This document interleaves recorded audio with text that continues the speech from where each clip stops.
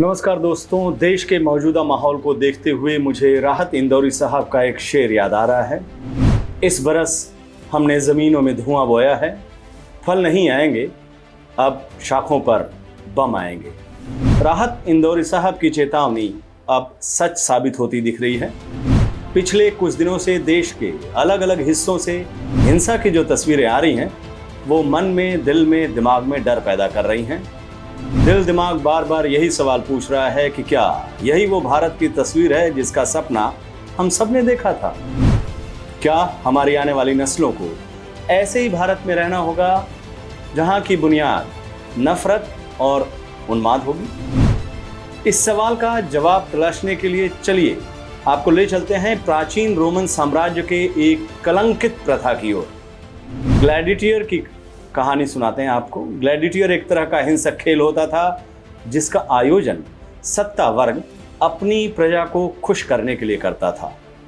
इस खेल में इंसान के इंसान से, जानवर की जानवर से या फिर इंसान की जानवर से खूनी भिड़ंत कराई जाती थी।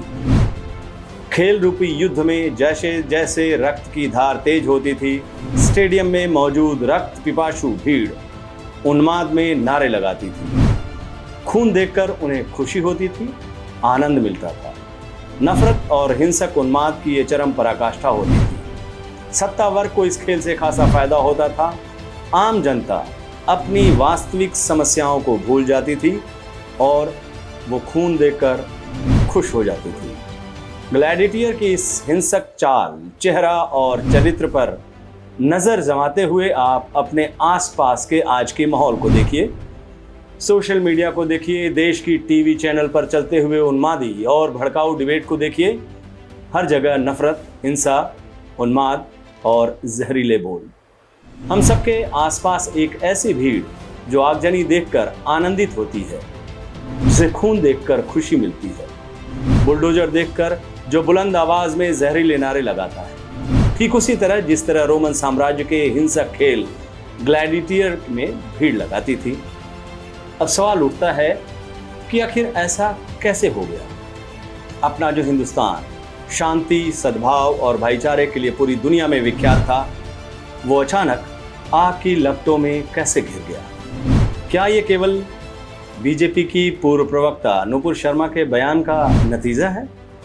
मोदी सरकार के पिछले 8 सालों के कार्यकलापों को गौर से देखिए, आपको इस तरह के हर सवाल का जवाब मिल जाएगा। देश के प्रधानमंत्री कब्रिस्तान के साथ शमशान बनाने की मांग करते हैं।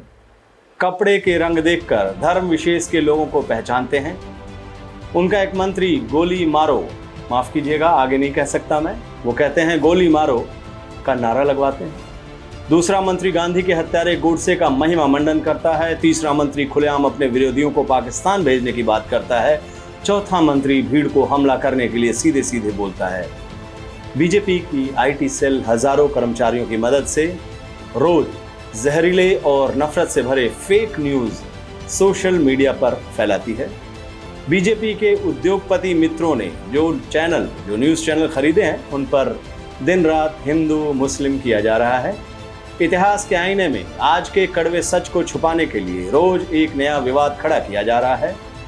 सच तो ये है कि हिंदुस्तानी आवाम को हिंदू मुसलमान में बांटने के लिए जो कुछ भी हो सकता है, वो ये मौजूदा सरकार, केंद्र सरकार कर रही है, जिसके मुखिया हमारे देश के प्रधानमंत्री श्री नरेंद्र मोदी हैं। वक्त हम जैसे लोगों के लिए निश्चित रूप से चुनौतीपूर्ण है, लेकिन हमें निराश नहीं होना है।